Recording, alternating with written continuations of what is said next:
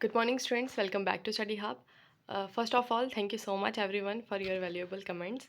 Now let's get started with most important questions for JKP. Okay, the first question is article number 32 belongs to which part of Indian Constitution? आपको बताना है कि article number 32 जो है वो कौन से पार्ट में मेंशन है. तो आर्टिकल नंबर 32 जो है आपको पता होगा कि हमारा फंडामेंटल राइट है. सो इसका मतलब क्या है कि पार्ट नंबर 3 के अंदर जो है वो हमारा आर्टिकल नंबर 32 जो है वो मेंशन है. अब आर्टिकल नंबर 32 जो है वो है क्या? That is a right to constitutional remedies. ठीक है, इसका क्या मतलब होगा? देखिए, आर्टिकल नंबर 32 को जो है डॉक्टर बी आर अम्बेडकर ने heart and soul of Indian constitution बोला है. पहली बात तो ये याद रखना. ठीक है, अब क्यों बोला ऐसा? अगर हमारे फंडामेंटल राइट्स जो हैं वायलेट होते हैं, ठीक है, तो हमारे पास ये राइट है कि हम लोग जो है सुप्रीम कोर्ट जा सकते हैं. ठीक है, अगर हमारे फंडामेंटल राइट्स वायलेट होते हैं अंडर आर्टिकल नंबर 32. ठीक है, और हाई कोर्ट जा सकते हैं अंडर आर्टिकल नंबर 226. ठीक है, और वी हैव द राइट कि हम लोग जो है रिट इशू करवा सकते हैं. 5 तरह के रिट्स होते हैं, आपको पता होगा. हेबस कॉर्पस होता है. ठीक है, एक होता है प्रोहिबिशन, एक होता है मैंडेमस, एक होता है सरश्योरी. ठीक है, एक होता है हमारा क्योरो वारंटो. ठीक है, ये 5 तरह के रिट्स जो हैं हम जारी करवा सकते हैं अगर हमारे फंडामेंटल राइट्स जो है वायलेट होते हैं. ठीक है जी, ओके. तो ये है हमारा article number 32 under part number 3 of the constitution. ठीक है, बाकियों के बारे में पढ़ लेते हैं. तो पार्ट नंबर 1 की अगर हम बात करें तो पार्ट नंबर 1 के अंदर जो है यूनियन एंड इट्स टेरिटरीज के बारे में बात करी गई है. आर्टिकल नंबर 1 से लेकर के 4 तक जो है ये पार्ट नंबर 1 में है. पार्ट नंबर 2 जो है वो सिटीजनशिप की बात करता है. आर्टिकल नंबर 5 से लेकर के 11 तक यहाँ पर है. पार्ट नंबर 3 की बात करें तो फंडामेंटल राइट्स की बात की जाती है. आर्टिकल नंबर 12 से लेकर के 35 तक जो है ये पार्ट नंबर 3 में आते हैं. पार्ट नंबर 4 की बात की जाए तो डीपीएसपीज की बात करते हैं. आर्टिकल नंबर 36 से लेकर के 51 जो है ये हमारे आते हैं पार्ट नंबर 4 के अंदर, यानी कि डीपीएसपीज. ठीक है, डीपीएसपीज हमने कहाँ से लिए हैं? आयरलैंड की कॉन्स्टिट्यूशन से लिए हैं, याद रखना इस बात को. फंडामेंटल राइट्स जो है वो हमने कहाँ से लिए हैं? यूएसए की कॉन्स्टिट्यूशन से लिए हैं, ये बात भी याद रखना. ठीक है, चलो नेक्स्ट क्वेश्चन देखते हैं. Okay, in the Indian Constitution, Article number 338A, National Commission for the Scheduled Tribes was inserted by. ठीक है, हमारे इंडियन कॉन्स्टिट्यूशन में एक आर्टिकल इंसर्ट करा गया था, आर्टिकल नंबर 338A. ठीक है, national commission for the scheduled tribes. आपको बताना कि कौन सी अमेंडमेंट हुई थी हमारे यहाँ पर. तो अमेंडमेंट हुई थी कौन सी? 89th अमेंडमेंट हुई थी 2003 के अंदर. ठीक है, पहले क्या था national commission for the SC and ST जो है वो एक ही था. बाद में क्या किया, इन दोनों को बाइफ्रिकेट कर दिया गया. National commission for the SCs जो है वो अलग हो गया और national commission for the ST जो है ये अलग हो गया. तो ये अंडर आर्टिकल नंबर 338A जो है इसको इंसर्ट करा गया. 89th अमेंडमेंट हुई 2003 के अंदर. समझ आई? चलो अब नेक्स्ट देखते हैं. 102 अमेंडमेंट क्या हुई थी? यहाँ पर क्या हुआ था कि national commission for the backward caste जो है इसको कॉन्स्टिट्यूशन स्टेटस दिया गया था और आर्टिकल नंबर 338B और 342A जो है वो इंसर्ट किया गया था हमारे इंडियन कॉन्स्टिट्यूशन के अंदर. ठीक है, तो याद रखना national commission for the backward caste article amendment 102 2018. ठीक है, उसके बाद बात कर लेते हैं 103 अमेंडमेंट की. 103 अमेंडमेंट हुई थी हमारी 2019 के अंदर. ठीक है, इसके अंदर क्या था कि जो इकोनॉमिकली वीकर सेक्शन है उनको 10% रिजर्वेशन देने की बात करी गई थी 103 अमेंडमेंट में. ठीक है जी, उसके बाद बात करते हैं 104 अमेंडमेंट. अब 104 अमेंडमेंट जो है ये हमारी 2020 में होती है. इसके अंदर क्या था? इसके अंदर थे, आपको पता है कि जो हमारी लोकसभा है, ठीक है, और जो हमारी लेजिस्लेटिव असेंबली है, यहाँ पर क्या है कुछ सीट्स जो हैं वो रिजर्व होती हैं किनके लिए? एंग्लो इंडियंस के लिए. ठीक है, और उस सीट्स को जो है इन्होंने रिमूव कर दिया गया था कि अब जो है अब से जो है बाय द 104 अमेंडमेंट क्या किया इन्होंने कि जो इनकी सीट थी, जो रिजर्व सीट थी, उसको जो है रिमूव कर दिया इन्होंने. और जो SC ST की सीट्स हैं उनको जो है इन्होंने लोकसभा में लेजिस्लेटिव असेंबली में बढ़ा दिया था. ठीक है जी, चलो नेक्स्ट देखते हैं. 105 अमेंडमेंट भी पढ़ लेते हैं क्या है. 105 अमेंडमेंट में क्या था कि हमारे इसमें क्या था कि स्पेशल राइट्स दिए जाते हैं स्टेट्स को प्लस यूनियन टेरिटरीज़ को. क्या राइट्स दिए जाते हैं कि आप लोग क्या करो कि जो आपकी स्टेट में या यूनियन टेरिटरी में कोई सोशली या इकोनॉमिकली बैकवर्ड कास्ट है तो आपने उनको आइडेंटिफाई करना है. ठीक है, ताकि उनके वेलफेयर के लिए काम किया जा सके. ठीक है, ये अभी हुई है अमेंडमेंट 105 अमेंडमेंट. कब हुई है? 2021 में. ठीक है, समझ लगी. चलो नेक्स्ट देखते हैं.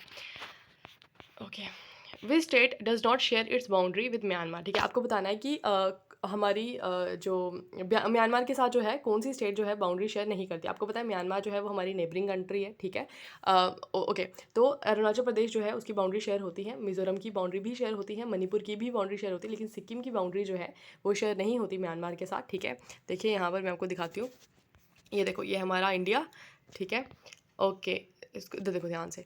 देखो सिक्किम कहाँ है? ये रहा सिक्किम. ठीक है, नेपाल और भूटान के बीच में आता है हमारा सिक्किम. अरुणाचल प्रदेश की बाउंड्री शेयर होती है, फिर यहाँ पर नागालैंड है उसकी शेयर होती है, मणिपुर की भी होती है, मिजोरम की होती है, असम की भी नहीं होती. ठीक है, असम की भी नहीं होती और सिक्किम की भी नहीं होती. ठीक है जी, ओके. तो ये यहाँ पर म्यांमार है ये. ठीक है ना, चलो next. Which of the following crops is an example of the kharif crop. ठीक है, तो आपको बताना कि इनमें से कौन सी जो है वो खारिफ क्रॉप है. सबसे पहले बताना चाहिए खारिफ क्रॉप कौन सी होती है. खारिफ क्रॉप होती है जो हमारी रेनी सीजन में होती है, वो होती है हमारी खारिफ क्रॉप्स. ठीक है, ओके. तो इनको हम मानसून क्रॉप भी बोलते हैं. ओके, तो ग्राम जो है ये हमारी राबी क्रॉप है. पी राबी क्रॉप है, वीट जो है ये भी हमारी राबी क्रॉप है। तो जो कॉटन है हमारी वो कौन सी है, वो हमारी खारिफ क्रॉप है, ठीक है जी, याद रखना इसको। नेक्स्ट देखते हैं।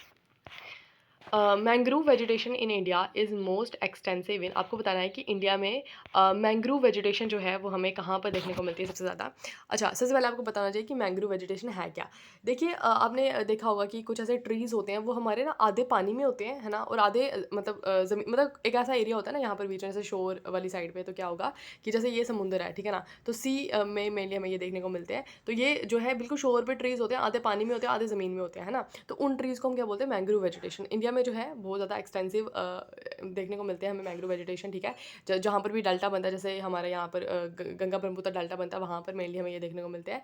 तो ये कहाँ पर देखने को मिलते हैं, सुंदरबन डेल्टास में जो है वो मेनली देखने को मिलते हैं। कौन से, मैंग्रोव वेजिटेशन। समझ आई, कौन सी, जो ऐसे जो ये मतलब साल्ट टॉलरेंट ट्रीज़ होते हैं, ठीक है। जो सी वाला एरिया जो है वो सी वाला जो पानी होता है वो हमारा साल्टी होता है ना, तो ये इस तरह से बीच में होते हैं। ट्रांजिशन एरिया होता है लैंड और सी के बीच वाला एरिया, जहाँ पर थोड़ा थोड़ा पानी होता है, वहाँ पर हमें देखने को मिलता है मैंग्रोव वेजिटेशन, ठीक है। अब नहीं भूलेगा। चलो नेक्स्ट देखते हैं।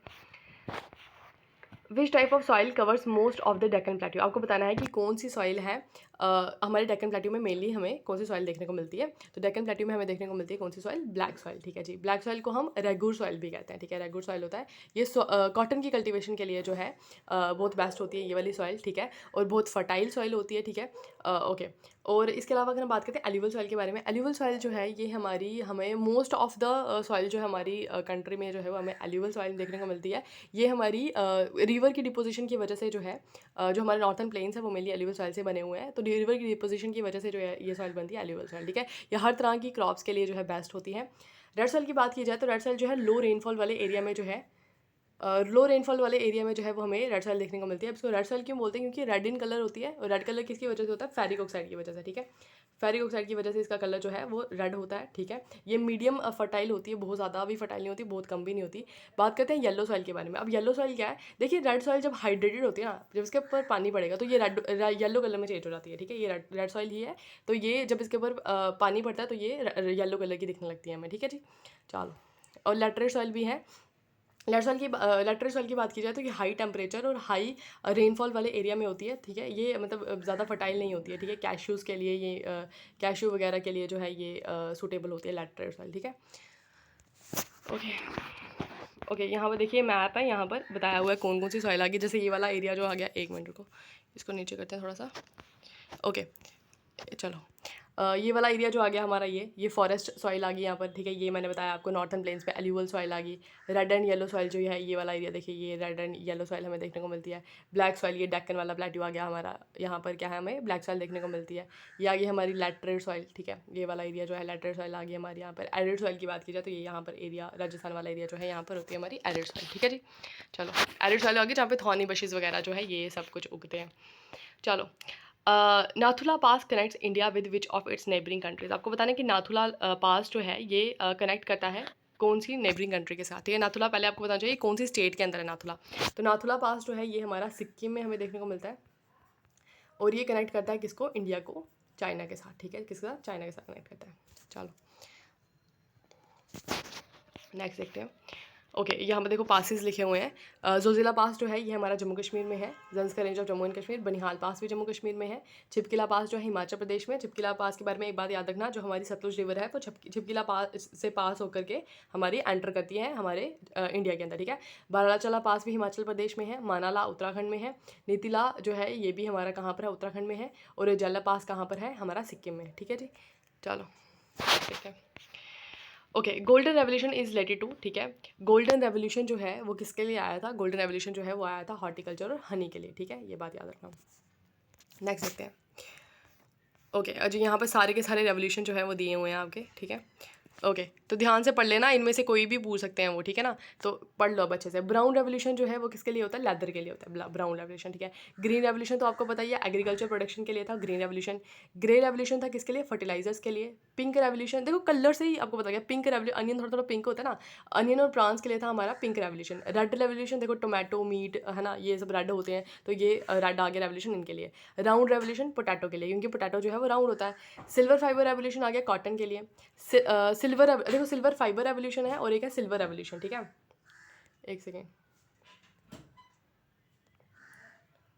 ओके तो क्या बता रही थी मैं, देखो सिल्वर फाइबर रेवोल्यूशन जो है वो आ गया कॉटन के लिए, फाइबर फाइबर लगा हुआ है तो कॉटन फाइबर है, ठीक है।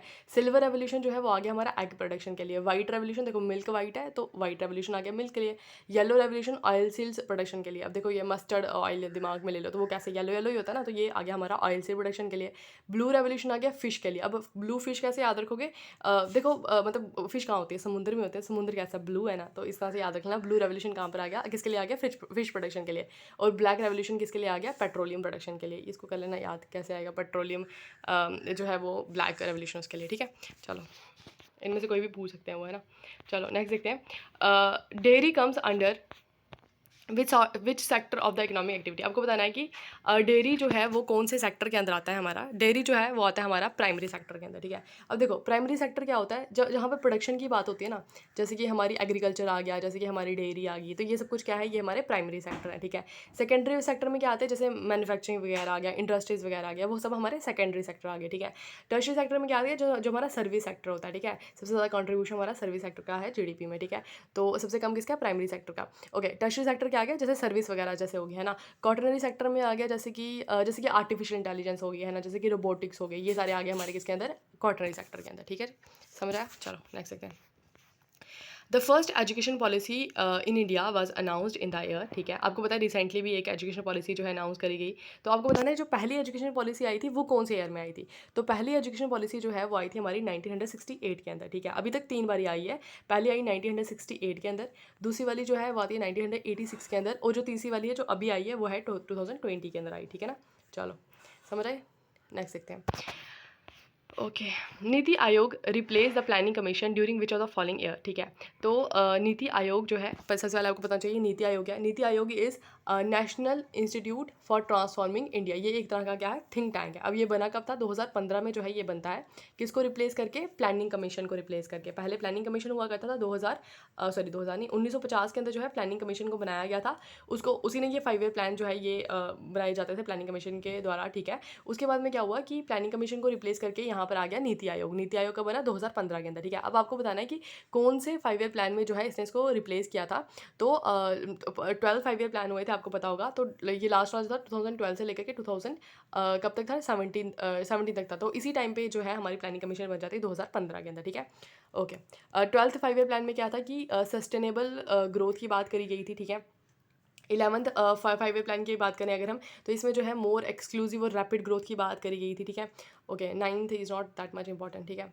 तो ये 12th की बात करी थी। 12th में सस्टेनेबल ग्रोथ की बात की गई। 11th में जो है हमारी रैपिड ग्रोथ की बात करी गई, ठीक है। अब देखो 7th 5 ईयर प्लान बड़ा इंपॉर्टेंट है। 7th 5 ईयर प्लान पता क्यों इंपॉर्टेंट है, क्योंकि ये 1985 से लेकर के 1990 तक आया था, ठीक है। इसी टाइम पर क्या हुआ था कि इसके बाद ही 1991 में आपको बताया कि इकोनॉमिक रिफॉर्म्स आए थे, एलपीजी जो है वो इंट्रोड्यूस करा गया था। तो इसलिए जो है ये 7th 5 ईयर प्लान के बाद ही जो है इन्होंने एलपीजी रिफॉर्म्स जो है वो लाए थे, ठीक है। इसलिए ये 7th इंपॉर्टेंट है, ठीक है।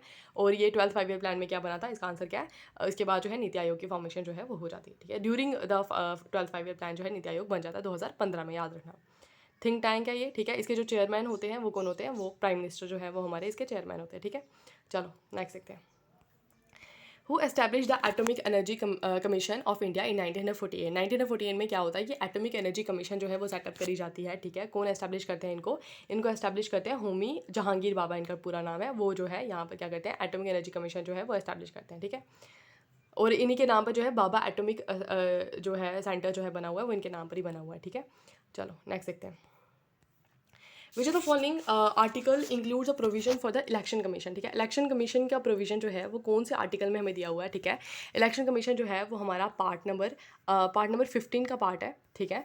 ओके तो ये आर्टिकल नंबर 324 जो है वो हमारा वो इलेक्शन कमीशन की बात करता है, ठीक है। और देखो इलेक्शन कमीशन अभी आपको बताना चाहिए कि इस वक्त जो हमारे इलेक्शन कमिश्नर है वो कौन है, वो हमारे 15th इलेक्शन कमिश्नर है जिसका नाम है राजीव कुमार, ठीक है। और पहले इलेक्शन कमिश्नर जो थे वो भी आपको बताना चाहिए, who was the first election commissioner of India, वो थे सुकरमन सेन, ठीक है। सुकरमन सेन जो थे वो हमारे पहले इलेक्शन कमिश्नर थे, ठीक है। अब इलेक्शन कमिश्नर का काम क्या होता है, देखो जितने भी इलेक्शंस जो हैं हमारे होते हैं, चाहे वो प्रेसिडेंट का है, चाहे वो वाइस प्रेसिडेंट का है, चाहे वो किसी मिनिस्टर का, जितने भी इलेक्शंस होते हैं ना वो सब इलेक्शन कमीशन करवाता है, ठीक है। ये सेंट्रल लेवल बॉडी है ना। और लेकिन जो 2 इलेक्शंस है मैंने आपको पहले भी बताया, जो पंचायत है और म्यूनसिपैलिटीज़ जो है ना, इनके इलेक्शंस करवाने का जो काम होता है ना वो कौन करती है, वो स्टेट की इलेक्शन कमीशन करती है, ठीक है। ये बात याद रखना। बाकी सारे के सारे इलेक्शन जो है वो कौन करवाता है, वो करवाती है हमारी इलेक्शन कमीशन। और एक और बात याद रखना, इनका जो टेन्योर टेन्योर जो है वो कितना होता है, वो 65 ईयर्स ऑफ द एज होता है, या फिर 6 ईयर्स जो है वो इनका टेन्योर होता है इलेक्शन कमिश्नर का, ठीक है। ओके तो आर्टिकल नंबर 143 की बात करते हैं। आर्टिकल नंबर 143 जो है ये हमारी एडवाइजरी जुडिसिशन की बात करता है, यानी कि प्रेसिडेंट के पास ये राइट है कि वो सुप्रीम कोर्ट से किसी भी लीगल मैटर के ऊपर जो है वो उसे एडवाइस ले सकता है अंडर आर्टिकल नंबर 143, ठीक है। आर्टिकल नंबर 243 की बात की जाए तो ये हमारा पार्ट नंबर 9 में आता है, ठीक है। पार्ट नंबर 9 के अंदर आता है 243 आर्टिकल से लेकर के 243 ओ तक जो है ये हमारे पंचायत की बात करते हैं, ठीक है, आर्टिकल। ओके आर्टिकल नंबर 233 की अगर हम बात करें तो आर्टिकल नंबर 233 में क्या है कि हाँ ये क्या है, गवर्नर के पास ये राइट है कि वो जो डिस्ट्रिक्ट जज है ना, डिस्ट्रिक्ट जज, उसकी अपॉइंटमेंट जो है वो कर सकता है गवर्नर, ठीक है, governor of that particular state in consultation with the जजेस ऑफ द हाई कोर्ट, ठीक है। तो वो डिस्ट्रिक्ट जज जो है उनकी अपॉइंटमेंट कर सकता है हमारा गवर्नर, ठीक है। चलो नेक्स्ट क्वेश्चन देखते हैं। Okay the idea of the concurrent list has been taken from the constitution of. आपको बताना कि जो कॉन्करेंट लिस्ट का जो कंसेप्ट है ये कौन से कॉन्स्टिट्यूशन से लिया गया है। सबसे पहले आपको बताना चाहिए कॉन्करेंट लिस्ट क्या होती है। देखो मैंने आपको पहले भी बड़ी बार बता दिया कि 3 तरह की लिस्ट है, यूनियन लिस्ट, एक है स्टेट लिस्ट, एक है कॉन्करेंट लिस्ट। यूनियन लिस्ट वो है जिसमें सेंटर जो है लॉज बनाता है, स्टेट लिस्ट वो है जिसमें जो है हमारी स्टेट लॉज बनाती है, और कॉन्करेंट लिस्ट जो है इस पर कौन लॉज बनाता है, इस पर बनाती है दोनों, स्टेट और सेंटर दोनों मिलकर लॉज बनाते हैं। ये जो कंसेप्ट है इसको बोलते हैं डिवीजन ऑफ पावर, ठीक है। ये कंसेप्ट जो है डिवीजन ऑफ पावर जो है हमने कनाडा के कॉन्स्टिट्यूशन से लिया हुआ है, पहली बात तो ये याद रखना। लेकिन इसमें भी जो कॉन्करेंट लिस्ट वाला कंसेप्ट है ना, ये हमने कहाँ से लिया है, ये हमने लिया है ऑस्ट्रेलिया के कॉन्स्टिट्यूशन से, ठीक है। डिवीजन ऑफ द पावर लिया है कनाडा के कॉन्स्टिट्यूशन से, और ये जो करंट कॉन्करेंट लिस्ट वाला कंसेप्ट है ये हमने लिया हुआ है कहाँ से, ये लिया हुआ है हमने ऑस्ट्रेलिया के कॉन्स्टिट्यूशन से, ठीक है। अब यहाँ पर देख लेते हैं कुछ चीज़ें हमने कौन कौन सी कॉन्स्टिट्यूशन ली हुई है, ठीक है। ओके देखो जैसे ऑस्ट्रेलिया कॉन्स्टिट्यूशन लिया हुआ है हमने, एक मिनट, ओके तो ऑस्ट्रेलिया कॉन्स्टिट्यूशन लिया हमने concurrent list, freedom of the trade and commerce, joint sitting is under article number 108। Joint sitting जो है हमने ली हुई है कहाँ से, ऑस्ट्रेलिया से। कनाडा की बात की जाए, federation with a strong centre. Okay wasting of the residuary powers in the central list. अब रेजिडरी पावर क्या है, यूनियन में, सेंटर में, और सॉरी यूनियन में, स्टेट में और कॉन्करेंट में जो चीज़ें नहीं आएंगी, जो यहाँ पर कवर नहीं होगी, जो बच जाएंगी, उनको हम रेजिडरी पावर कहते हैं, और वहाँ पे जो है सेंटर जो है वहाँ पे लॉज बना सकती है। Appointment of the state governor by the centre, advisory jurisdiction जो मैंने अभी आपको बताया आर्टिकल नंबर 143 के अंदर, वो हमारे कनाडा के कॉन्स्टिट्यूशन से हमने लिया हुआ, ठीक है। और यहाँ पर देखो कुछ हो रहा है, आयरलैंड से हमने क्या लिया हुआ है, डीपीएसपीस, मैंने आपको पहले भी बताया डीपीएसपीस हमने यहाँ से लिए हुए, और आयरलैंड ने ये डीपीएसपीस कहाँ से लिए हुए हैं, स्पेन से लिए हुए हैं, ये बात भी याद रखना, ठीक है। Nomination of the members of the Rajya Sabha के अंदर मेंबर्स नॉमिनेट होते हैं, 12 मेंबर्स जो है वो नॉमिनेट होते हैं, ठीक है, जिनको कौन करता है, प्रेसिडेंट जो है नॉमिनेट करता है। Methods of the elections of the president के इलेक्शंस के मेथड, ठीक है, ये भी आपको पता होगा कि प्रेसिडेंट कैसे इलेक्ट होता है। प्रेसिडेंट को इलेक्ट करने के लिए सारे के सारे इलेक्टेड मेंबर्स होते हैं कहाँ के, पार्लियामेंट के, ठीक है, member of the parliament.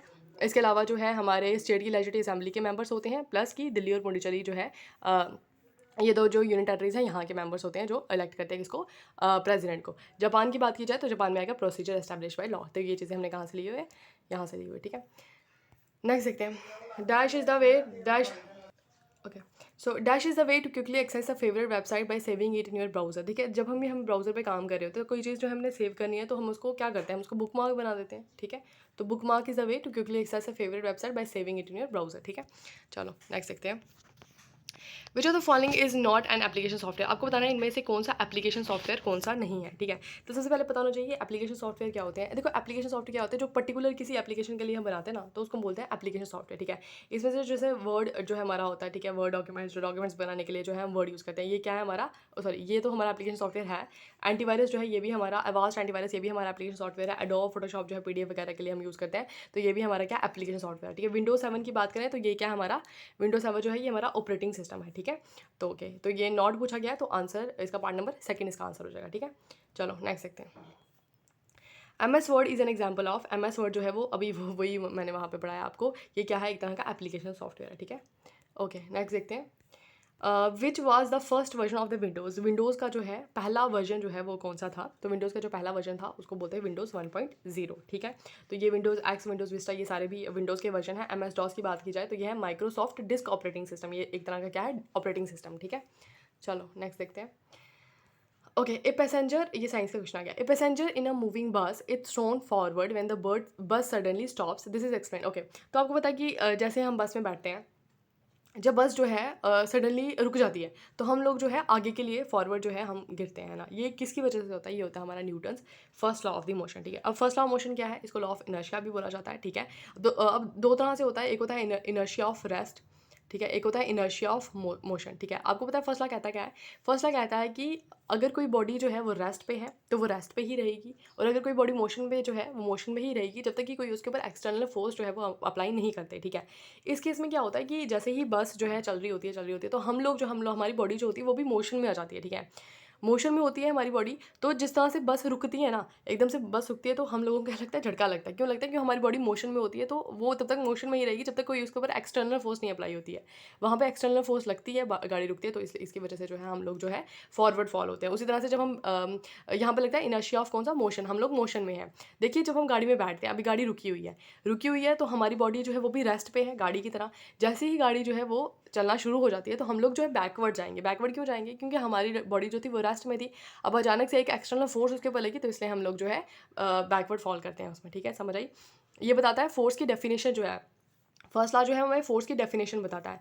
Second law की बात करें तो सेकंड लॉ में बताता है force equal to mass into acceleration. ठीक है, तो ये एक्चुअली हमें डिफाइन करता है फोर्स की स्ट्रेंथ के बारे में बताता है। ठीक है, कि ये बताता है कि हमें कि किसी बॉडी को एक्सेलरेट करने के लिए उसको कितने मास और कितनी फोर्स की ज़रूरत है। ठीक है, तो उसको बोलेंगे Newton second law of motion. अब थर्ड लॉ क्या कहता है? थर्ड लॉ कहता है कि अगर हर एक इक्वल एंड अपोजिट फोर्स के लिए जो है एक एक्सटर्नल फोर्स जो है, मतलब अगर आप किसी बॉडी पे फोर्स लगा रहे हो तो आगे से वो बॉडी भी आपके ऊपर फोर्स लगाएगी। ठीक है, तो ये इक्वल और अपोजिट डायरेक्शन में होनी चाहिए फोर्सेस। ठीक है, जैसे कि इसकी एग्जांपल है, जैसे हम लोग स्विमिंग करते हैं। ठीक है, जब हम स्विमिंग करते हैं तो हम क्या करते हैं? हम लोग जो है अपने हाथ से पानी को बैकवर्ड करते हैं। ठीक है, जब पानी को हम लोग बैकवर्ड करते हैं तो पानी जो है वहाँ वो भी हम पर एक फोर्स लगाता है जो हमें फॉरवर्ड करता है, इसलिए हम लोग स्विम कर पाते हैं। ठीक है, तो यहाँ पर जो है न्यूटन थर्ड लॉ जो है वो एप्लीकेबल होता है। ठीक है, ओके नेक्स्ट देखते हैं। Okay, ribosomes are sites for. ठीक है, आपको पता है कि हमारे सेल्स के अंदर जो है राइबोसोम्स प्रेजेंट होते हैं, माइटोकॉन्ड्रिया प्रेजेंट होता है, साइटोप्लाज्म प्रेजेंट होता है। ठीक है, एंडोप्लाज्मिक रेटिकुलम प्रेजेंट होता है। उसी तरह से जो राइबोसोम्स आपको बताना है कि ये किसके लिए होता है? राइबोसोम्स जो है साइट्स फॉर द, तो ये प्रोटीन की सिंथेसिस के लिए होता है। ठीक है, देखो एंडोप्लाज्मिक रेटिकुलम होता है ना, एंडोप्लाज्मिक रेटिकुलम ये दो तरह से होते हैं। एक होता है हमारा स्मूथ एंडोप्लाज्मिक रेटिकुलम, एक होता है हमारा रफ एंडोप्लाज्मिक रेटिकुलम। जो रफ एंडोप्लाज्मिक रेटिकुलम होता है ना, यहाँ पर राइबोसोम्स प्रेजेंट होते हैं। जो स्मूथ होता है यहाँ पर राइबोसोम्स प्रेजेंट नहीं होते। ठीक है, तो जहाँ पर ये प्रेजेंट होते हैं तो ये जो है प्रोटीन सिंथेसिस का काम करते हैं, और ये जो एंडोप्लाज्मिक रेटिकुलम होता है ये हमारा लिपिड्स सिक्रेशन की बात है। लिपिड्स क्या होते हैं? फैट सिक्रेशन की बात करते हैं। ठीक है, ओके, तो ये ribosomes are sites for the protein synthesis. ठीक है, नेक्स्ट देखते हैं। What type of the waves are light waves. ठीक है, तो लाइट वेव्स जो है वो कौन सी वेव्स हैं? लाइट वेव्स जो है वो हमारी ट्रांसवर्स वेव्स है। ठीक है, और जो साउंड वेव्स होती हैं हमारी वो कौन सी होती है? साउंड वेव्स जो होती हैं वो लॉन्गिट्यूडनल वेव्स होते हैं, वो एक ही डायरेक्शन में चलती है, मतलब कि जिस तरह से जहाँ से प्रोपोगेट होगी साउंड उसके पैरेलल जो है ये चलती है हमारी साउंड वेव्स। ठीक है, ओके, और लाइट वेव्स जो है वो कौन सी है? Transverse waves. ठीक है, ये परपेंडिकुलर चलती हैं प्रोपोगेशन ऑफ द साउंड। ठीक है, सॉरी क्या बोला मैंने? लाइट वेव्स जो है वो परपेंडिकुलर चलती हैं, मतलब देखो लाइट जो है वो हमारी हर जगह पर जो है हर जगह पर फैली हुई है ना, that means the transverse waves. ठीक है, लॉन्गिट्यूडनल वेव्स जो है, देखो साउंड जो है ना, अगर आप किसी भी इसके एग्जांपल देती हूँ मैं, देखिए अगर आपने कोई पाइप ली होगी, बचपन में ज़रूर किया होगा, पाइप ली होगी आपने किसी के कान में लगाई है, तो अगर आप उस पाइप के अंदर बोलोगे ना तो वो सिर्फ उसी पाइप के अंदर ही आवाज़ आएगी, मतलब दूसरे के कान में आएगी, तो बिल्कुल वहाँ पे मतलब फैलेगी नहीं सारी जगह पर। ठीक है, तो ये that is example of the longitudinal wave. ठीक है, तो इसलिए साउंड जो है वो लॉन्गिट्यूडनल वेव है और लाइट जो है वो हमारी ट्रांसवर्स वेव है। ठीक है, ओके, ये परपेंडिकुलर जो है वो ट्रैवल करती है और लॉन्गिट्यूडनल जो है वो पैरेलल ट्रैवल करती है। समझ में आई बात? चलो नेक्स्ट देखते हैं। The functional group present the organic acid is, तो इसको बोलते हैं कार्बोक्सिल ग्रुप। ठीक है, तो वो कौन सा है हमारा? COOH। ठीक है, चलो नेक्स्ट देखते हैं, थोड़ा फास्ट बोलती हूँ ना मैं। ओके, नेक्स्ट देखते हैं। The cell wall of a plant is compose of, जो प्लांट की सेल वॉल जो होती है वो किसकी बनी होती है? जो प्लांट की सेल वॉल होती है वो बनी होती है किससे? सेलुलोज से बनी होती है। ठीक है, याद रखना इस बात को। नेक्स्ट देखते हैं। What is an acquired trade, sorry which is an acquired trade. इसमें से बताना है आपको एक्वायर्ड ट्रेड कौन सा। देखो ट्रेड दो तरह से होते हैं, एक होता है एक्वायर्ड, एक होता है इनहेरिटेड। ठीक है, जो इनहेरिटेड ट्रेड होते हैं ना वो हम अपने पेरेंट्स से लेते हैं। ठीक है, जो इनहेरिटेड होते हैं, और जो एक्वायर्ड ट्रेड होते हैं वो हम मतलब एक्वायर करते हैं इन्वायरमेंट से। ठीक है, कंडीशन से, अलग अलग कंडीशन से। आप मतलब ज़्यादा खाओगे तो मोटे हो जाओगे, है ना, तो आपको बताना है इनमें से एक्वायर्ड ट्रेड कौन सा है। तो एक्वायर्ड ट्रेड जो है वो वेट ऑफ द बॉडी है। ठीक है, colour of the I, colour of the skin, या फिर नेचर ऑफ द हेयर, ये सारी चीज़ें जो है वो हम इनहेरिटेड करते हैं अपने पेरेंट्स से। ठीक है, ओके, चलो नेक्स्ट देखते हैं। Next is history. Okay, battle of the Buxar was 14। आपको बताना है कि जो बैटल ऑफ बक्सर जो है वो कौन से ईयर में जो है वो हुई थी। ठीक है, देखो कहीं कहीं पे ब्लैक ब्लैक हो जाता है, मुझे नहीं पता ये मतलब ऐसा कैसे हो जाता है। चलो नेक्स्ट देखते हैं। तो बैटल ऑफ बक्सर जो है वो फॉट हुई थी कौन से ईयर में? तो बैटल ऑफ बक्सर जो है वो होती है हमारी 1764 के अंदर, ठीक है। 1764 के अंदर होती है, तो किन किन के बीच में होती है? ये होती है ब्रिटिशर्स, एक तरफ होते हैं ब्रिटिशर्स, और दूसरी जगह होते हैं तीन तीन जगह की जो है फोर्सेज होती हैं, ठीक है। 3 फोर्सेज होती हैं, कहाँ की? एक होती है बंगाल की, एक होती है दिल्ली की, और एक अवध की, ठीक है। तो ब्रिटिशर्स जो है वो इसमें हार जाते हैं, और ये कंबाइंड फोर्सेज जो है वो लड़ रही होती है ब्रिटिशर से, ठीक है, in the battle of Buxar, ठीक है। बहुत इंपॉर्टेंट ये बैटल हुई थी, तो याद रखना इस बात को, डेट भी याद रखना, और किन किन के साथ हुई थी ये भी याद रखना, ठीक है। 1757 की बात करें तो यहाँ पर होती है बैटल ऑफ प्लेसे, ठीक है। बैटल ऑफ प्लेसे होती है, यहाँ पर किसके बीच में होती है? इंग्लिश होते हैं, इंग्लिश में भी कौन? रॉबर्ट क्लाइव होते हैं उस टाइम पर, जो पहले गवर्नर थे बंगाल के, और इनके साथ लड़ रहे होते हैं सिराजुद्दीन दौला, ठीक है। सिराजुद्दीन दौला जो कहाँ के होते हैं? नवाब होते हैं, कहाँ के? यहाँ के, क्या बोलते हैं इसको, बंगाल के, ठीक है। तो इन दोनों के पास साथ लड़ाई होती है, तो मीर जाफर जो है इनके कमांडर होते हैं, वो इनको धोखा देते हैं, वो ब्रिटिशर्स के साथ जाके मिल जाते हैं, इसलिए जो है ये लोग हार जाते हैं और ब्रिटिशर्स यहाँ पर जीत जाते हैं, ठीक है। ओके, नेक्स्ट बात करते हैं 1761। देखो 1761 में एक बहुत इंपॉर्टेंट लड़ाई हुई थी जिसको बोलते हैं battle of third battle of Panipat, ठीक है। तो ये लड़ाई हुई थी हमारी किस किस के बीच में हुई थी? यहाँ से एक तरफ से लड़ रहे थे अफगान्स, ठीक है, अफगान्स थे, दूसरी तरफ थे मराठा, ठीक है। तो इसमें जो है अफगान जो है वो जीत जाते हैं। 1761 में होती है थर्ड बैटल ऑफ पानीपत, ठीक है। नेक्स्ट देखते हैं 1760। देखो 1760 में क्या हुआ था? यहाँ पर भी एक इंपॉर्टेंट लड़ाई हुई थी, कौन सी? बैटल ऑफ वैंडीवाश, ठीक है। बैटल ऑफ वैंडीवाश आई थी। आपको पता है कि जब यहाँ पर मतलब अंग्रेज आए थे, उसके बाद आपको पता है कि फ्रेंच भी यहाँ पर आए थे, तो ये इंग्लिश और फ्रेंच के बीच में जो है लड़ाई होती है, किसके बीच में? इंग्लिश के बीच में और फ्रेंच के बीच में। तो ये इंग्लिश जो है यहाँ पर जीत जाते हैं, ठीक है। 1760 के अंदर बैटल ऑफ वैंडीवाश, ठीक है, इंपॉर्टेंट है ये। ओके, नेक्स्ट देखते हैं the leader of the Bardoli Satyagraha was. आपको बताना है कि जो बरदौली सत्याग्रह हुआ था, ठीक है, 1928 के अंदर ये हुआ था, ठीक है। ओके, ये जो है ये इसके लीडर जो थे वो कौन थे? इसके लीडर थे वल्लभ भाई, कहाँ है, हाँ, वल्लभ भाई पटेल जो थे ये थे। इनके बाद जो है इनको सरदार की जो है इनको उपाधि मिल जाती है आफ्टर दैट बरदौली सत्याग्रह, ठीक है। ओके, नेक्स्ट देखते हैं the monopoly of the east India company was ended by which charter, ठीक है। तो आपको बताना है कि जो ईस्ट इंडिया कंपनी है उसकी मोनोपोली जो है, टोटली मोनोपोली जो है वो कौन से चार्टर में खत्म हो जाती है? तो इसका आंसर जो है वो है चार्टर एक्ट ऑफ द 1833, ठीक है। देखो पहले आपको पता होगा कि यहाँ पर जो है कुछ रेगुलेशंस आए, कुछ एक्ट्स आए, ठीक है। उसके बाद जो है क्या आता है? चार्टर एक्ट आता है। चार्टर एक्ट में क्या है? 1833 का जो चार्टर होता है उसमें टोटली जो है ईस्ट इंडिया कंपनी की टोटल मोनोपोली जो है खत्म हो जाती है, ठीक है। लेकिन अगर हम चार्टर एक्ट 1813 की बात करें तो यहाँ पर जो है मोनोपोली तो खत्म हुई थी, लेकिन फिर भी जो टी था और जो चाइना के साथ ट्रेड था उसमें जो है ईस्ट इंडिया कंपनी की मोनोपोली खत्म नहीं हुई थी, बाकी सारी जगह जो मोनोपोली खत्म हुई। तो मोनोपोली खत्म होने का मतलब क्या है? देखो जब यहाँ से हमारी ईस्ट इंडिया कंपनी आई थी ना इंग्लैंड से, तब इनको मोनोपोली लेकर आए थे कि हम लोग जो है यहाँ पर राज करेंगे, ये जो हमारी ईस्टर्न या फिर साउथ ईस्टर्न जो एरिया सारा है हमारा जो इंडिया है, यहाँ पर जो है ये मोनोपोली लेकर आए थे कि कोई और कंपनी जो है यहाँ पर नहीं आएगी, ठीक है। लेकिन चार्टर एक्ट ऑफ द 1833 होता है तो इनकी मोनोपोली टोटली खत्म हो जाती है। उससे पहले चार्टर 1813 में जो है इनकी मोनोपोली खत्म हो जाती है, लेकिन टी और चाइना के साथ ट्रेड में जो है इनकी मोनोपोली रहती है, ठीक है। चार्टर एक्ट 1793 में क्या होता है कि यहाँ पर जो है, यहाँ पर जो इन्होंने इन्होंने एक बोर्ड ऑफ कंट्रोल बनाया था, कोड ऑफ डायरेक्टर्स बनाया था, उनके जो स्टाफ होते थे उनकी सैलरी जो है वो इंडियन रेवेन्यू से ही मतलब इनको मिलेगी। तो ये चार्टर एक्ट ऑफ 1793 में इन्होंने बोला, ठीक है। और चार्टर एक्ट ऑफ द 1853 में क्या हुआ था कि इन्होंने क्या किया? चार्टर एक्ट ऑफ 1853 में इंडियन सिविल सर्विसेज में जो है इंडियंस को अलो किया पहली बारी, चार्टर एक्ट ऑफ द 1853 में, ठीक है जी। समझ में आया? ये इंपॉर्टेंट है चार्टर, क्योंकि ये पूछते हैं, ठीक है। Okay, which of the following is not a computer hardware? I think it is a last question. Okay, thank you. चलो एक minute. Okay, which of the following is not a computer hardware? आपको बताना है कि इनमें से computer hardware कौन सा नहीं है। अच्छा, हार्डवेयर कौन सा नहीं है? तो ये दिख तो रहा है, mouse is a hardware, printer is a hardware, monitor is a hardware, but the Excel is not a hardware. ये क्या है हमारा? MS एक्सेल क्या है? हमारी एप्लीकेशन सॉफ्टवेयर, ठीक है जी। समझ आया आप लोगों को? चलो, मेरे को लगता है समझ आया होगा आज का भी। आज के लिए इतना ही, बाकी बाद में करेंगे, तब तक के लिए bye bye, have a nice day. Okay.